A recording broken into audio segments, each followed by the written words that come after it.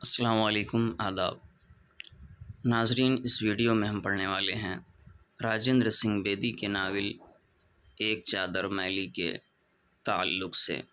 और इसके पहले के सारे वीडियोस चैनल पर अपलोड किए जा चुके हैं। जो हज़रात देखना चाहते हैं उर्दू स्टॉल पर जाकर देख सकते हैं। आइए बिला किसी ताख़ीर के वीडियो शुरू किया जाता है। बेदी के ताल्लुक़ से पहला सवाल है, राजेंद्र सिंह बेदी की पैदाइश कब हुई? राजेंद्र सिंह बेदी की पैदाइश 1 सितंबर 1915 को लाहौर में हुई और इनका इंतकाल 11 नवंबर 1984 को मुंबई में हुआ। बेदी की पैदाइश 1915 को लाहौर में हुई और इनका इंतकाल 1984 को मुंबई में हुआ। बेदी ने अदबी ज़िंदगी का आगाज़ कब किया? राजेंद्र सिंह बेदी ने अपनी अदबी ज़िंदगी का आगाज़ 1932 में तालिब-ए-इल्मी के ज़माने में मोहसिन लाहौरी के नाम से अंग्रेज़ी, उर्दू और पंजाबी में नज़में और कहानियाँ लिखकर अपनी ज़िंदगी का आगाज़ किया, अपनी अदबी ज़िंदगी का आगाज़ किया। राजेंद्र सिंह बेदी ने अपनी अदबी ज़िंदगी का आगाज़ 1932 में किया, जब वो तालिब-ए-इल्मी के ज़माना में थे और उस वक्त मोहसिन लाहौरी के नाम से वो लिखा करते थे। अंग्रेज़ी, उर्दू और पंजाबी में नज़में और कहानियाँ लिख कर के अपनी अदबी ज़िंदगी का आगाज़ किया था। अगला सवाल है, बेदी की पहली कहानी कौन सी थी? राजेंद्र सिंह बेदी की पहली कहानी पंजाबी ज़ुबान में दुख सुख थी, जो पंजाबी रिसाले सारंग में शाये हुई। राजेंद्र सिंह बेदी की पहली कहानी दुख सुख थी, जो पंजाबी ज़ुबान में थी और ये पंजाबी रिसाले सारंग में शाये हुई थी। बेदी का पहला अफसाना कौन सा था? राजेंद्र सिंह बेदी का पहला अफसाना महारानी का तोहफ़ा था, जो रिसाला अदबी दुनिया लाहौर के सालनामा 1937 में शाये हुआ था। राजेंद्र सिंह बेदी के पहले अफसाने का नाम था महारानी का तोहफ़ा, जो रिसाला अदबी दुनिया लाहौर के सालनामा 1937 में शाये हुआ था। बेदी के कुल्लियात में शामिल अफसानों में पहला अफसाना कौन सा है? राजेंद्र सिंह बेदी के कुल्लियात में शामिल अफसानों में पहला अफसाना भोला है। राजेंद्र सिंह बेदी के अफसानों में शामिल पहला अफसाना भोला है।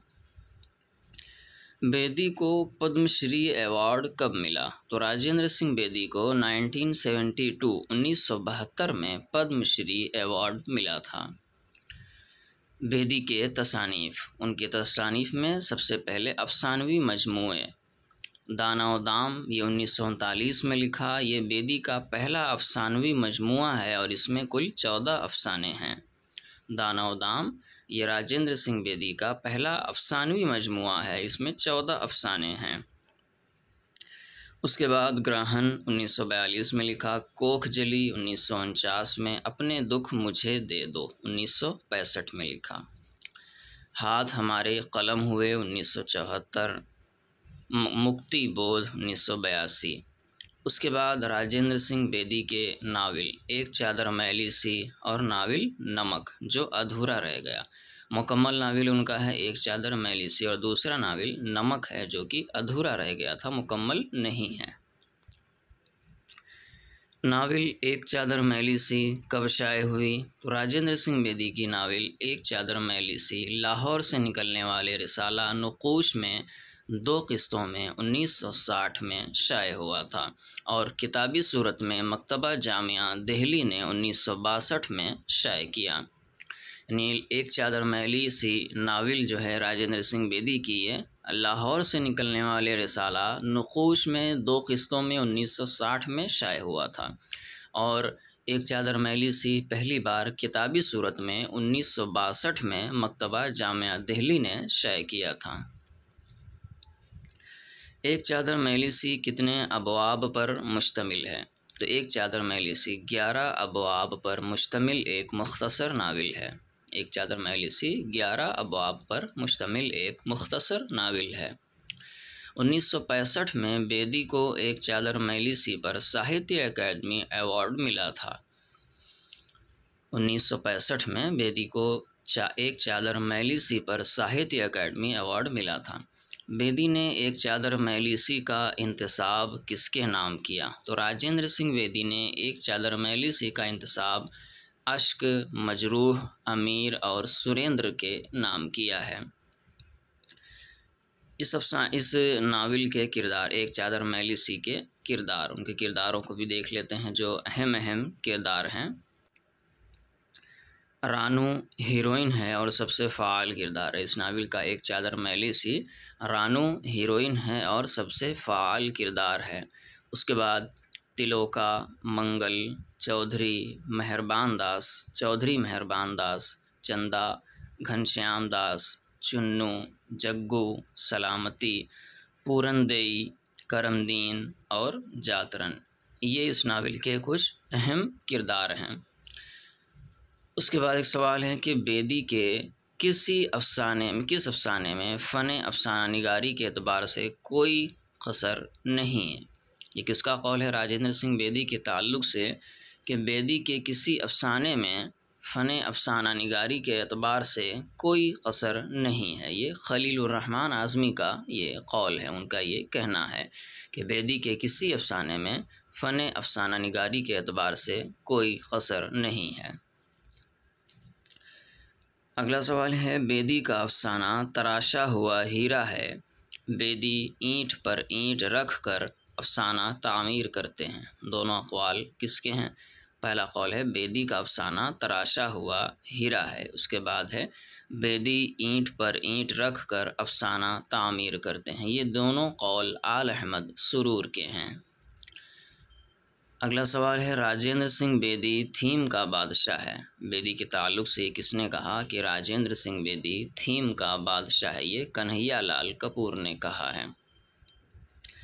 मवाद और फ़न दोनों के एतबार से अगर उर्दू के दो बड़े कहानी लिखने वालों के नाम लिया जाए तो वो बिलाशुबा प्रेमचंद और राजेंद्र सिंह बेदी हो सकते हैं। ये किसका कौल है? राजेंद्र सिंह बेदी के ताल्लुक़ से किसने कहा कि मवाद और फ़न दोनों के एतबार से अगर उर्दू के दो बड़े कहानी लिखने वालों के नाम लिया जाए तो वो बिलाशुबा प्रेमचंद और राजेंद्र सिंह बेदी हो सकते हैं। ये उसलूब अहमद अंसारी का ये कौल है, उनका ये मानना है।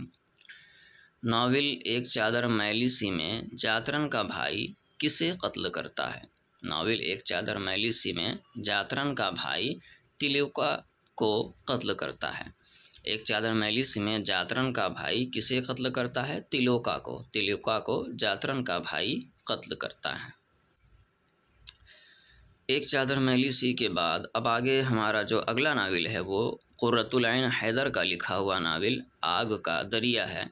इसके ताल्लुक़ से हम सवालात देखते हैं। पहला सवाल है, कुर्रतुल ऐन हैदर का नाम क्या था?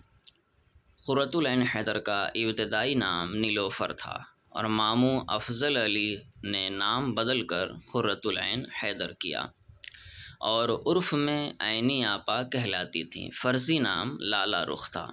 तो कुर्रतुल ऐन हैदर के नाम के ताल्लुक़ से ये सवाल है कि इनका इब्तदाई नाम नीलोफर था। मामू अफजल अली ने इनका नाम बदलकर कुर्रतुल ऐन हैदर किया और उर्फ़ आम में ऐनी आपा कहलाती थीं और इनका फ़र्ज़ी नाम लाला रुख था। कुर्रतुल ऐन हैदर की पैदाइश कब हुई? कुर्रतुल ऐन हैदर 20 जनवरी 1927 को अलीगढ़ में इनकी पैदाइश हुई और 21 अगस्त 2007 को नोएडा में इनका इंतकाल हुआ। कुर्रतुल ऐन हैदर की पैदाइश 1927 ईस्वी में अलीगढ़ में हुई और इनका इंतकाल 2007 ईस्वी में नोएडा में हुआ। वालिद का नाम क्या था? कुर्रतुल ऐन हैदर के वालिद का नाम सज्जाद हैदर यल्दरम था। कुर्रतुल ऐन हैदर के वालिद का नाम सज्जाद हैदर यल्दरम था और वालिदा नज़र सज्जाद हैदर, और ये कामिल नावल निगार थी। वालिदा का नाम नज़र सज्जाद हैदर जो एक कामिल नावल निगार थी, कामयाब नावल निगार थी। अगला सवाल है, कुर्रतुल ऐन हैदर का ख़ानदान पाकिस्तान कब गया? तक़सीम हिंद के बाद दिसंबर 1947 में कुर्रतुल ऐन हैदर का ख़ानदान पाकिस्तान चला गया।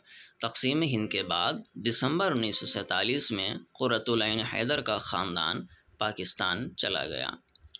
क़ुर्रतुल ऐन हैदर वापस हिंदुस्तान कब आए? तो क़ुर्रतुल ऐन हैदर 1961 यानी 1961 में पंडित जवाहरलाल नेहरू के कहने पर वापस हिंदुस्तान आ गए थे। इनको हिंदुस्तान वापस बुलाने वाले पंडित जवाहरलाल नेहरू थे। इनके कहने पर क़ुर्रतुल ऐन हैदर 1961 में वापस हिंदुस्तान आ गए थे। क़ुर्रतुल ऐन हैदर ने टेलीग्राफ अखबार लंदन और BBC लंदन में भी मुलाजिमत की थी। वो कौन से अदीब हैं जिन्होंने टेलीग्राफ अखबार और BBC लंदन में मुलाजिमत की? तो वो क़ुर्रतुल ऐन हैदर हैं। अगला सवाल है, क़ुर्रतुल ऐन हैदर ने अपने अदबी सफ़र का आगाज़ कब किया था? क़ुर्रतुल ऐन हैदर ने 7 साल की उम्र में कार्टून नामी कहानी लिखकर जो रिसाला फूल के सालनामे में शाये हुआ था, उससे अपनी अदबी ज़िंदगी का आगाज़ किया था।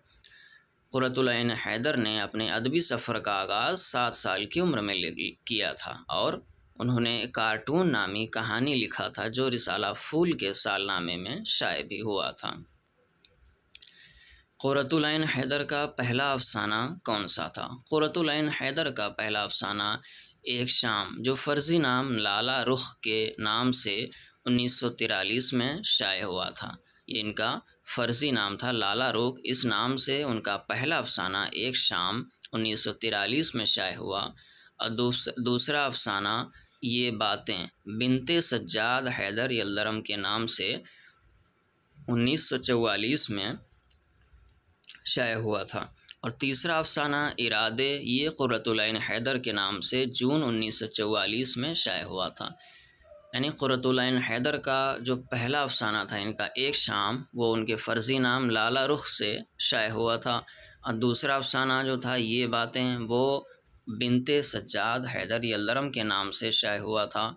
और तीसरा अफसाना इनका जो था इरादे, वो पहली बार क़ुर्रतुल ऐन हैदर के नाम से शाये हुआ था, जो जून 1944 में शाये हुआ था।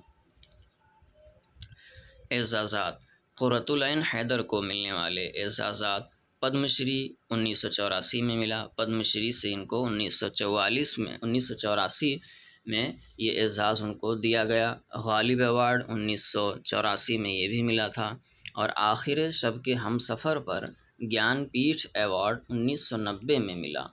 ज्ञानपीठ अवार्ड इनको मिला था 1990 में आखिर शब के हमसफ़र पर। पद्म भूषण इनको मिला 2005 में और सोवियतलैंड नेहरू अवार्ड 1969 में दिया गया। ये इनके एजाज़ात हैं। पद्मश्री 1984 में, गालिब अवार्ड 1984 में, आखिर शब के हमसफ़र पर ज्ञानपीठ अवार्ड 1990 में, पद्म भूषण 2005 में, सोवियतलैंड नेहरू अवार्ड 1969 में। क़ुर्रतुल ऐन हैदर के तसानीफ़, कुल्लियाते क़ुर्रतुल ऐन हैदर को 3 जिल्दों में आईने जहाँ के नाम से जमील अख्तर ने मुरतब किया था।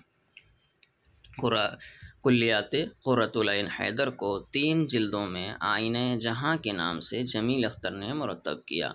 और इनके नावल मेरे भी सनम खाने, ये इनका पहला नावल है। मेरे भी सनम खाने 1949 में लिखा। उसके बाद सफ़ीने ग़मे दिल, आग का दरिया, चांदनी बेगम, आखिर शब के हमसफ़र, कारे जहाँ दराज है, गर्दिश रंगे चमन, ये इनके नावल हैं। क़ुर्रतुल ऐन हैदर के नावल मेरे भी सनम खाने 1949 में लिखा। सफ़ीने ग़मे दिल, आग का दरिया, चांदनी बेगम, आखिर शब के हमसफ़र, कारे जहाँ दराज है, गर्दिश रंगे चमन। और इनका नावल है सीता हरन, चाय के बाग, हाउसिंग सोसाइटी, अगले जन्म मोहे बिटिया न कीजो, दिलरुबा, फसले गुल आई या जल आई। और इनके अफसानवी मजमूए में सितारों से आगे, ये पहला अफसानवी मजमूआ है इनका, सितारों से आगे। उसके बाद फिर शीशे के घर, पतझड़ की आवाज़, रोशनी की रफ्तार, जुगनुओं की दुनिया, क़िंदील चीन, ये इनके अफसानवी मजमूए हैं। और इन्होंने 11 रिपोर्ताज भी लिखे, जो 2 मजमूए हैं, कोहे दिमावन और फिर सितंबर का चाँद। ये इनके रिपोर्ताज के 2 मजमूए हैं। जो इन्होंने लिखे। और क़ुर्रतुल ऐन हैदर के ख़ुतूत का मजमूआ दामाने बाग़बान के नाम से शाये हुआ। क़ुर्रतुल ऐन हैदर के ख़ुतूत का मजमूआ दामाने बाग़बान के नाम से शाये हुआ। नावल आग का दरिया कब शाये हुआ? तो इनका ये नावल आग का दरिया 1959 में शाये हुआ और इस नावल में 101 अबवाब हैं और 4 अदवार पर ये मुश्तमिल है। आग का दरिया 101 बाब और 4 अदवार पर मुश्तमिल है और ये 1959 में शाये हुआ। इस नावल के किरदार क़ुर्रतुल ऐन हैदर के नावल आग का दरिया जो इसका किरदार 4 इसमें मरकज़ी किरदार हैं। गौतम, हरिशंकर, चंपा और कमाल, ये इस नावल के 4 मरकज़ी किरदार हैं। और उसके बाद फिर तलात, निर्मला, पीटर जैक्सन, तहमीना, रेखा, रोशन आरा, आमिर रज़ा, कमाल, नसीम बानो, माइकल, सकीना बीबी और रामदीन, ये इस नावल के कुछ अहम किरदार हैं। नावल आग का दरिया को किसने 30% शायरी और 70% नस्र कहा है? नावल आग का दरिया के ताल्लुक़ से किसने कहा कि ये 30% शायरी है और 70% नस्र है? ये शमसुर रहमान फ़ारूक़ी ने कहा। उनका ये कहना था कि नावल आग का दरिया 30% शायरी और 70% नस्र है। आग का दरिया के जवाब में संगम किसने लिखा? तो अहसन फ़ारूक़ी ने आग का दरिया के जवाब में संगम लिखा था। पॉम पॉम डार्लिंग, ये किसे कहा गया? तो ये क़ुर्रतुल ऐन हैदर को कहा गया। आग का दरिया नावल का आगाज़ T.S. एलियट की किस नज़म से होता है? नावल आग का दरिया, इसका आगाज़ T.S. एलियट की नज़म से होता है। उनके नज़म का नाम the vast land. The vast land जो T.S. एलियट की नज़म है, इससे नावल आग की दरिया का आगाज़ होता है। इस वक्त इस नावल की इशाअत बड़ी हद तक बेवक्त की रागनी है।